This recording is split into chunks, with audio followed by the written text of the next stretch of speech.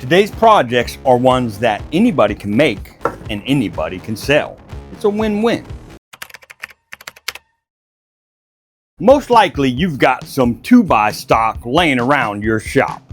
If not, go ahead, run up to your big box store and snag a 2x4x8.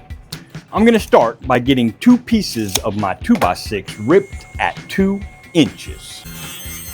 From the right side of one of the 2-inch rips, pull up at a 1/2 inch and 2 inches, and we'll pull in from the right side of that 2-inch rip to 1 1/4 inches. We'll connect those lines and we'll get this waste cut out at the table saw. I'll be using my miter gauge to accomplish these notches. We'll get our blade height set to 1 1/4 inches and we'll slowly cut this notch out.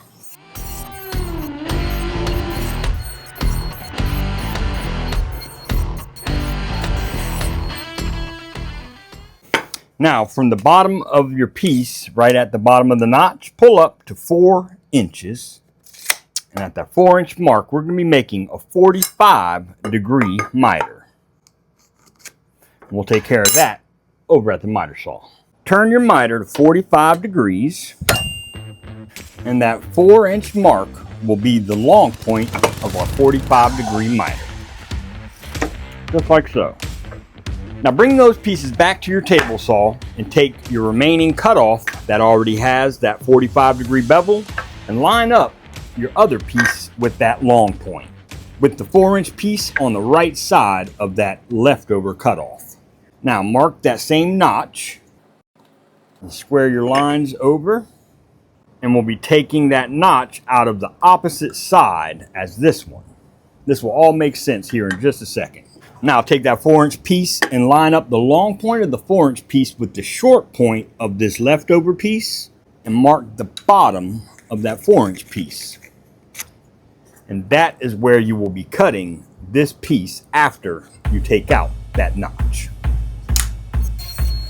So what I'm doing is basically called a step method. We're basically just lining up the long point to the short point of our next bevel, working our way up each time.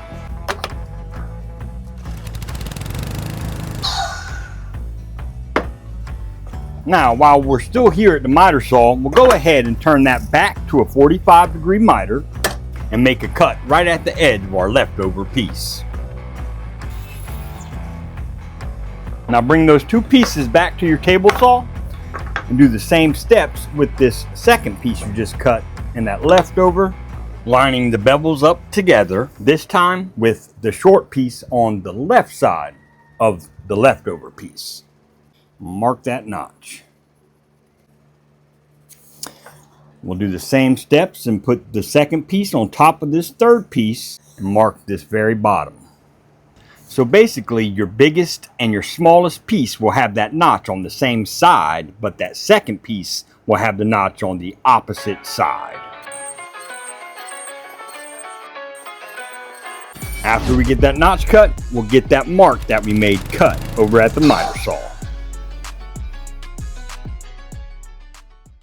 Now that that's all sanded down, we'll add a dab of glue, add a dab of glue, add a dab of glue, add a dab of glue, add a dab of glue, add a dab of glue.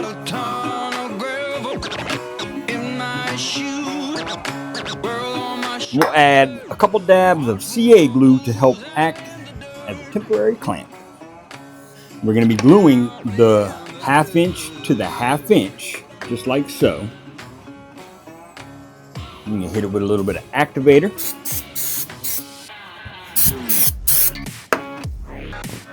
I'm going to glue this next side together. And this is how your piece should turn out. Stepped up 3 times with the front and the back notch on the same side, and that second piece with the notch on the opposite side. I'm going to be using some of this oil-based honey stain from Minwax. I'm going to put 1 coat on and let it sit for about 15 minutes. Take some paper towels and wipe it down, and then I'll put a second coat on it, ultimately finishing this piece up.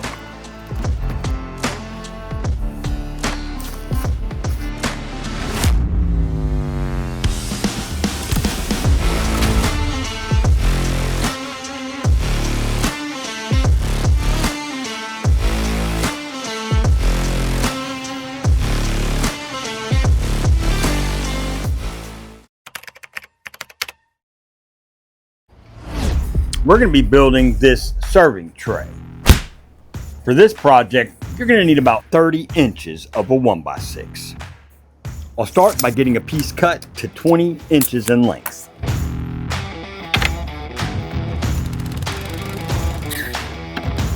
Once you get that cut, we'll get the marks laid out for our holes. From the left side, we'll pull over at 2, 6, 10, and 14 inches. Now mark the center of the width of the board at all of those marks you just made. Next, I'll flip my piece over and lay out the dados for my feet. I'll pull in from the left side on that same side that I pulled my other measurements from. I'll make a mark at 4 inches, and on either side of that 4-inch mark, I'll mark 3/8 of an inch. And then I'll mark 12 inches and 3/8 of an inch on either side of that 12-inch mark as well.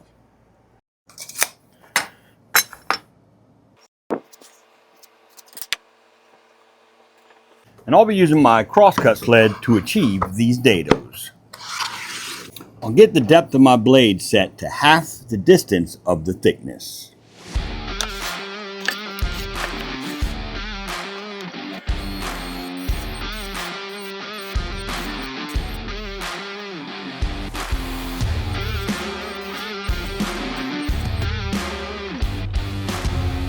Before we do anything else, we'll make some punch marks at those 4 marks that we made on the top of our board.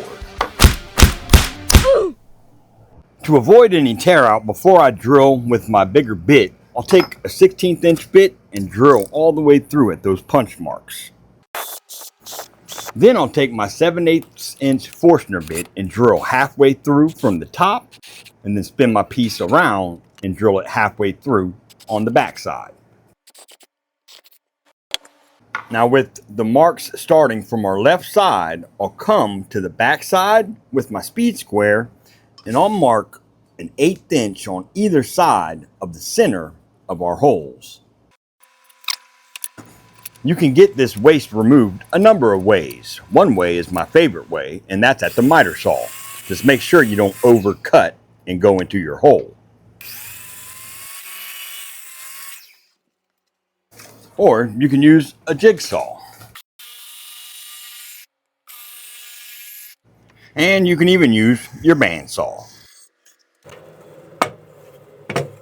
To add a little bit more depth to our piece, I'm going to take my 45-degree chamfer bit and route out a chamfer on our circles here.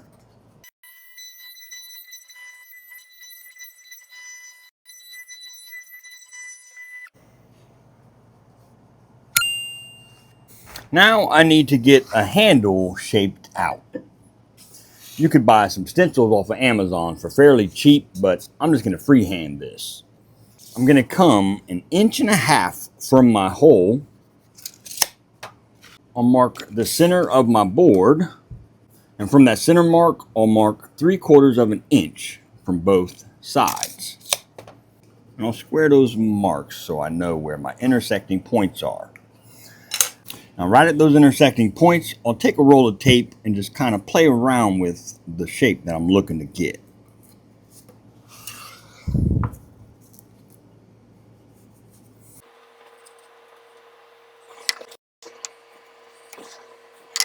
And I'll get this waste removed with my jigsaw.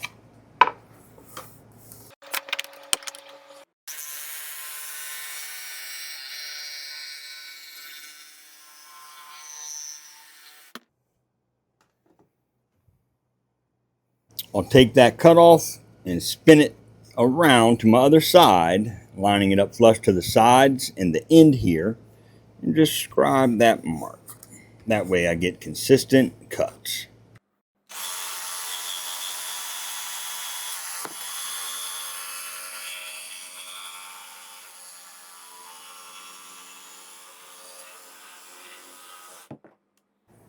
After I get those cut, I'll leave it clamped to my bench and touch up those cuts with some sandpaper.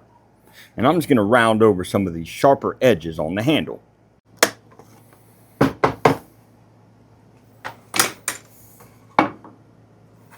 I'll clamp that back to the bench, and I'm going to get a hole drilled out right here at the end of my handle. I'll mark the center of the handle, and I'll come in at 3/4 of an inch. I'll punch that mark. I'll be drilling out a 5/8 inch hole.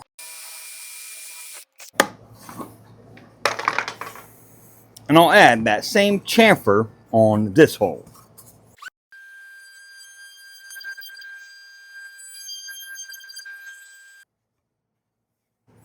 Next, we'll go ahead and cut our feet. I'm going to cut those to 5 inches each.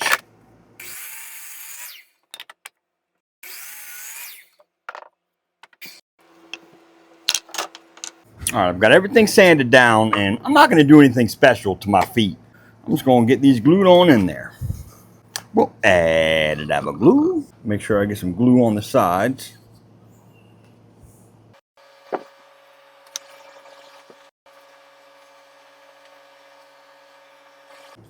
We'll double check for square.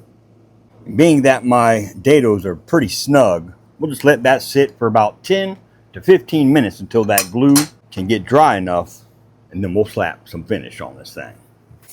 All right, now that we're all dried up, instead of using any kind of finish, I'm going to be doing some sugar boogie.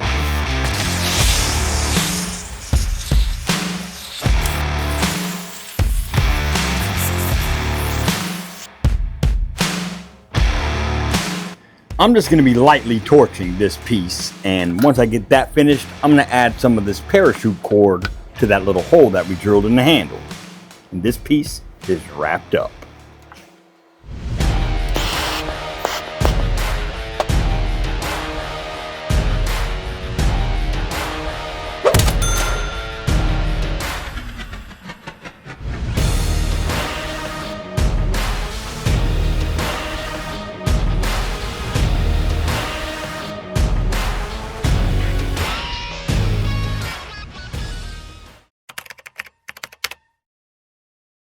Get yourself some 1x6 and measure over to 11 3/4 and get that cut. I'm going to get my piece ripped to 5 inches. On the top of my piece, I'll pull over from both sides at 1.5 inches, and I'll be putting some 45-degree dog ears on the top of this. We'll get our miter turned to 45, and I'll line up the kerf of my blade with that mark we made.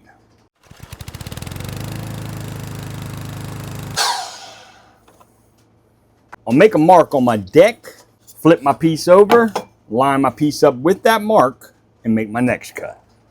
Now this is going to be wall mounted, so I'll line up the center of my board with the center of that bit and add 2 key slots to the back side of my piece.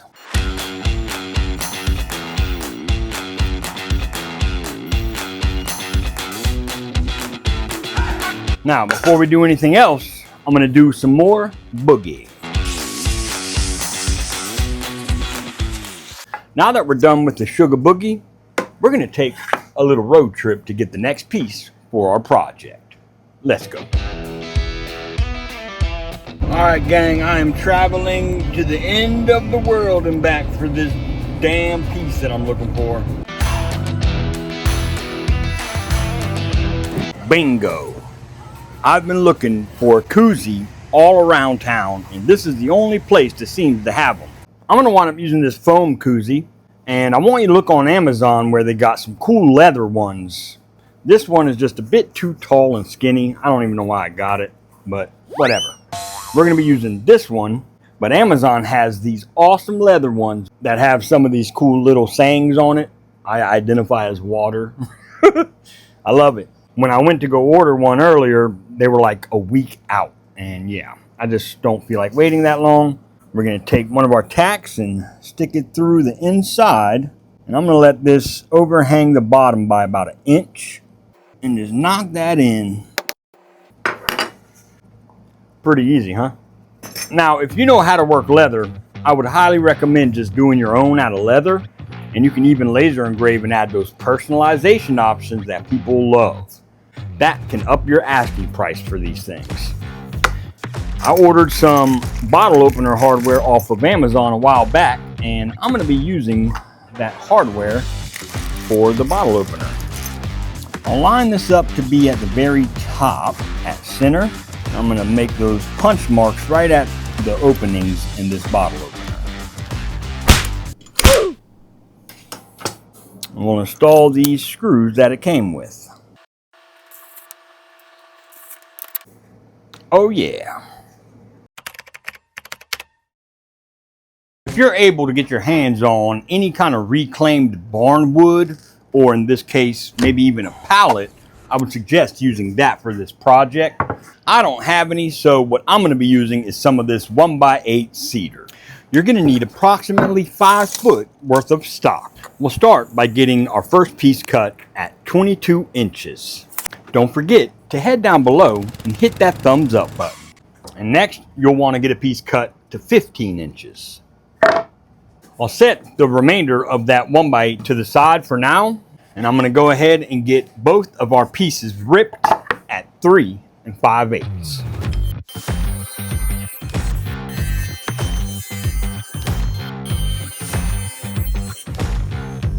Next, get those two 15-inch pieces cut directly in half. Now, grab that leftover stock and get a piece cut to 16 inches. And we'll be ripping this in half at 3 5/8 as well. Now, on those 16-inch pieces, we're going to pull over from both the left and the right side at 4 1/8. And that will be set ahead.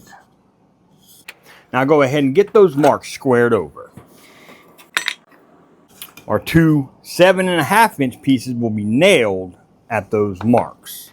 But first, I'll take 2 of those 7.5-inch pieces and get 2 pocket holes drilled into the bottom of each of those 2 pieces. We'll add a dab of glue, and we're gonna pop a Brad in his ass. Line up those 7.5-inch pieces flush to the top of your 16-inch piece. I'm gonna pop 4 Brads in each of my 7.5-inch pieces.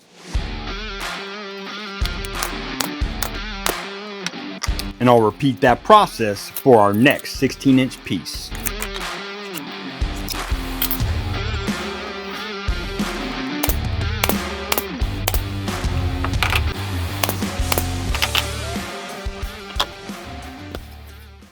Now on your 22-inch pieces, mark 2 inches from the left and the right side on the edge of your piece. Add a dab of glue. And we'll be nailing this flush to our side, and that 2-inch mark will line up with the bottom of our 16-inch piece. Now rinse and repeat for your next 22-inch piece. Once you get the bottom fastened, go ahead and do the same steps for your top, lining it up flush to the edges and at those 2-inch marks on your 22-inch pieces. Now at the bottom of your shelf, measure over in between those 22-inch rails inside to inside. I've got 8 7/8. I'll get a piece of this 1x8 cut to 8 7/8.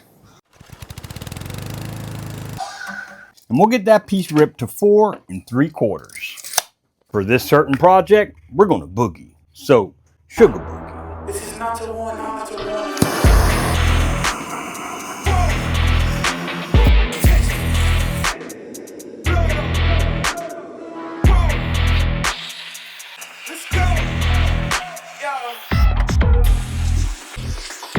All right, I've got some 1.5-inch pocket screws. I'll go ahead and get those started. And I'll line up that shelf flush to my back and install those screws.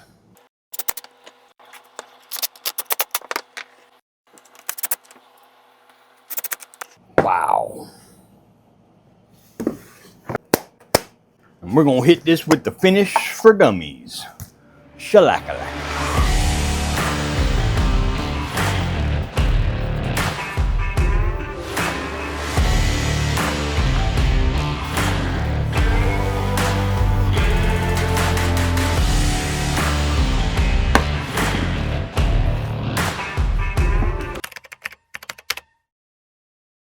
I'll be using a piece of 1x8 cedar and a piece of 2x6 yellow pine.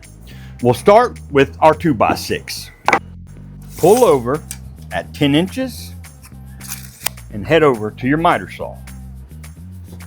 Get your bevel set to 15 degrees, and that 10-inch mark will be the long point of that 15-degree bevel.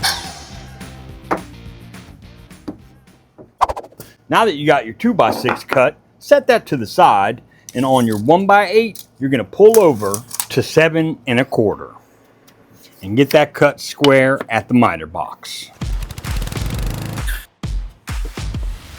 Next thing you're going to need is a piece of cedar ripped down to 2 inches. You can use the leftover out of that 1x8, or if you got a piece of scrap, you can use a piece of scrap. I'll be using this 1x4.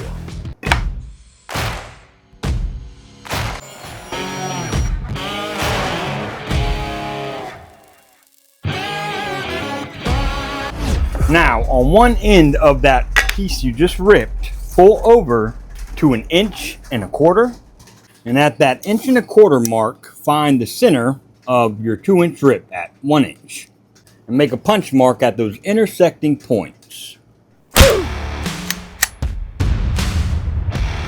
With an 1.5 inch Forster bit, I'll drill a hole at that punch mark.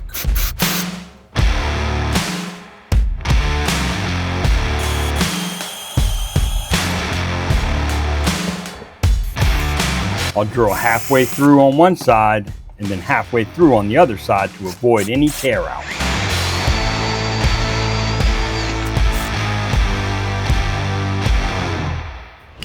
Scribe a 1/4 inch away from that hole, halfway up that hole that you drilled. We'll cut that waste away with our D-wall jigsaw.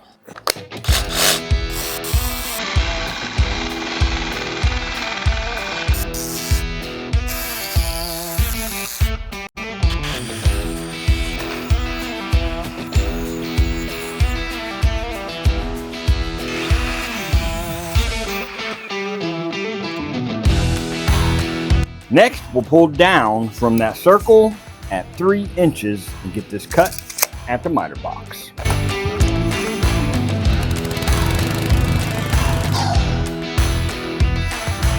Before we move on to the next step, go ahead and hit your piece with some sandpaper to get it cleaned up. Now, from our long point on our 2x6, I'll pull up at 2 3/4 toward the center of my 2x6. And then I'll mark the center of my 2x6. And we'll add a dab of glue, add a dab of hoop, add a dab of glue. We'll add some CA glue to act as a temporary clamp. We'll line up the center of our piece here with the center of our 2x6 right at that 2 3/4 inch mark above that mark. A few moments later. And I'll get this reinforced from the back side, drilling out a hole to add my 2.5 inch T20 screw. Before we do anything else, we need to boogie. So, sugar boogie.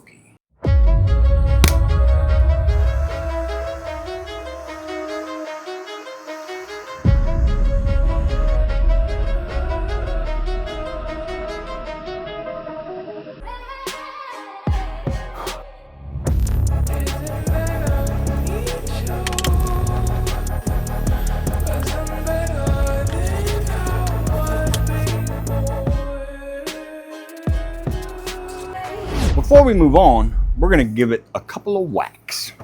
Every time I beat my piece up, I get all kind of suggestions in the comments. But so far, my favorite is take some buckshot and birdshot and shoot the piece. I'd like to hear your suggestion, so drop a comment below. I'm going to try something new with this hole saw bit. Just put half of it on there. Give it a couple whacks to put some holes in it. All right, I've got this sanded down, and we'll take our 1x8 piece, and from the front, we're gonna pull in at 1.5 inches. Let's make a light little mark. And we'll add a dab of glue. We'll add a couple dabs of CA glue for a temporary clamp. We'll line up with those 1.5 inch marks, and we'll hold down pressure for another 10 seconds. And we're gonna pop some brads in this ass.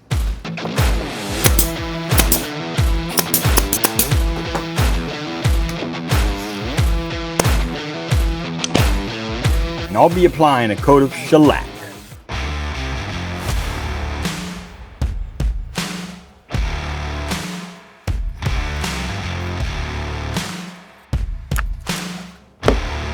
Now, if you wanted to be basic, you can take and drill out a 3.5-inch hole with the hole saw bit in a piece and mount it to your wine bottle holder. And although that would be pretty cool, that would just be a little basic for my touch. And one thing that I'm not is basic. So here's what we'll do. Pick up some upholstery tacks and grab yourself some leather strap. And I'll leave a link for this in the description where I picked mine up from. Grab a tack and unroll your leather, and I'm going to come down about 1 inch from the top and line up the edge of my leather flush with the edge of my 2x6, and I'll go ahead and install that tack. I'll go ahead and grab my wine bottle and slide it through just like so, and I'll wrap it around my wine bottle, holding it snug but not too snug, and I'll go ahead and install my second tack.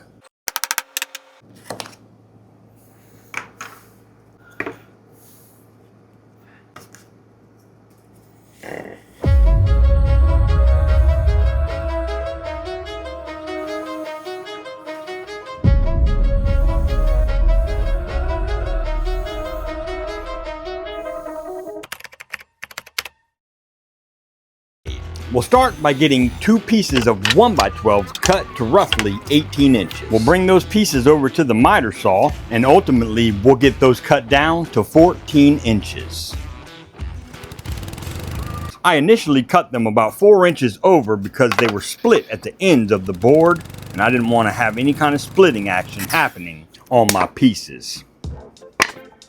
Now bring both of these pieces to your table saw, and we're going to be ripping 3/4 of an inch off of one of our pieces, and then ripping 3.5 inches off of our second piece.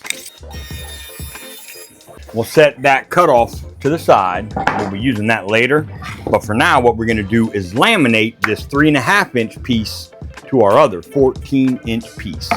But before we laminate these 2 pieces, I'm going to add a chamfer to each edge where they meet, because I want that to be noticeable, and that will all make sense shortly.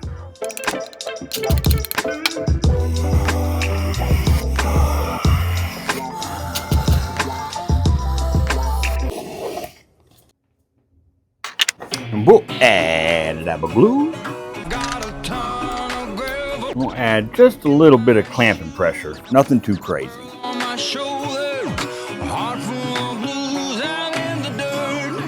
And we're going to take that cutoff from earlier, that's 14 inches in length, and get 2 pieces ripped down to 2.5 inches.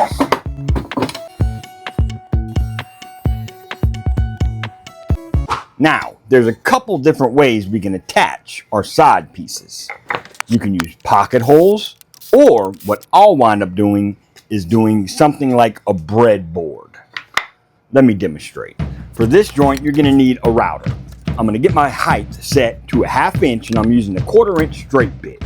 I'll line up my pieces with the center of that bit, and I'm going to mark the face on each piece, that way I don't get mixed up. I'll be routing out a 1/4 inch dado, 1/2 inch deep, all the way down this piece, stopping at both ends to make sure I don't go all the way through. I'll repeat the process on the bigger piece, but I'll be using the push block. That way I can keep this piece up against that fence nice and tight. Now that you got those pieces routed out, you need to get some splines cut for those dados. This acts sort of like a biscuit or a domino. I'm going to use my calipers to dial in perfectly. I'll be using some leftover stock and getting those ripped down to 1/4 inch.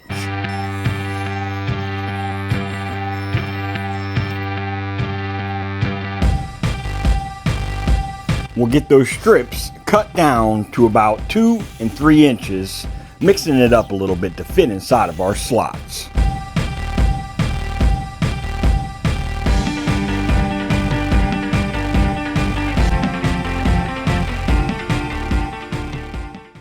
So our dry fit looks good, so we'll go ahead and add a dab of glue. Not only does this breadboard joint help with the natural expansion and contraction of the wood, but it also adds a little design to your piece. And get those clamps tightened up. Here I've got 3 pieces of 1x4, 2 at 2 foot and 1 at 1 foot. I got this 1 foot piece ripped to 3 inches, and I'm going to take and pull over 1 3/4 inches from the very top. Now bring that piece to your miter saw, and we're going to get our miter turned to 15 degrees. At that 1 3/4 inch mark, we'll make that cut. And that 1 3/4 inch will be the long point of that 15-degree angle. We'll be cutting this 3 more times using that first piece to mark each cut. Back at the table saw, we're going to take those 1x4 pieces and rip 2 bevels down each side. We'll get our bevel turned to 15 degrees and get both sides of our 1x4s ripped with a 15-degree bevel, creating a parallelogram. So your piece should look like this, long point to short point. And the reason we ripped that one piece to 3 inches to get these pieces cut is because once you rip that bevel on your 1x4, it shortens the width. So now we line up perfectly. Now we'll bring these 2 pieces back over to the miter saw, and our panel width is at 19 inches. So we're going to get these 2 cut square to 19 inches. Now we need to cut a 3/4 inch strip for the bottom of our mail holder, because once we nail these 2 together, there's going to be a gap underneath. Those 2 pieces will be cut square to 17.5 inches. I'll put a cut list up on screen where you can take notes, pause the video, or hell, take a snapshot and save it for later. Before I can finish this piece, I've got to scoot up the loads real quick and grab some stain, some sandpaper, and a couple other odds and ends. I'll meet you back here. You ready to go home? Yeah. Now, back at the shop, I'll get everything cleaned up with some 150 grit, and I'll make sure to get all the dust off. The next step, we're going to get our 2 holders assembled. We'll add a dab of glue. We'll be installing those 1 3/4 inch pieces flush to the outside edge of our 19-inch pieces. And we're going to pop a Brad in his ass. Once we get those sides nailed on, I'll install that 3/4 inch strip using some glue and some more brads. I'll construct our next piece, and I'll meet you back here. For the 2 side pieces, I'm using 1.5 inch brad nails. And for that 3/4 inch strip, I'm using 1.25 inch brad nails.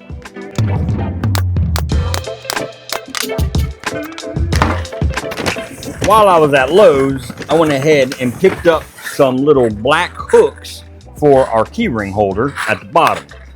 For our layout, I'll pull from the left 3 inches, and from the right, I'll pull over 3 inches as well. I'll measure the distance between those 3-inch marks, and I've got 13.5. So I'll mark 6.25 for my 3rd hook. Then I'll measure the distance between that center mark and that 3-inch mark on both sides.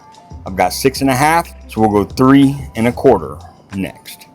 And I'll be installing those center of this 3/4 inch board. And that will give us 5 hooks. And we'll get those holes punched at those intersecting points. And I'll go ahead and make some 1/16 inch pilot holes at those marks. Do a little bit of last minute sanding. We'll add a dab of glue. And I'll add a dab of CA glue to act as a temporary clamp. And we're going to install our first piece with the hooks at the very bottom, flush to the bottom. We'll get our second piece installed at 3.5 inches from the top. Before we put any finish on it, I'll go ahead and cut our key slots in the backer. I'm coming down 2.5 inches from the top, and I'll be sure to avoid any nailing areas. We'll go ahead and use our blue tape method to get our key slots transferred to our wall whenever we're ready. For our finish, I picked up some of this wonderful mocha stain. Do yourself a favor though. Make sure to finish the pieces first before installing these mail holders. It was a pain in the butt to get inside of all those crevices.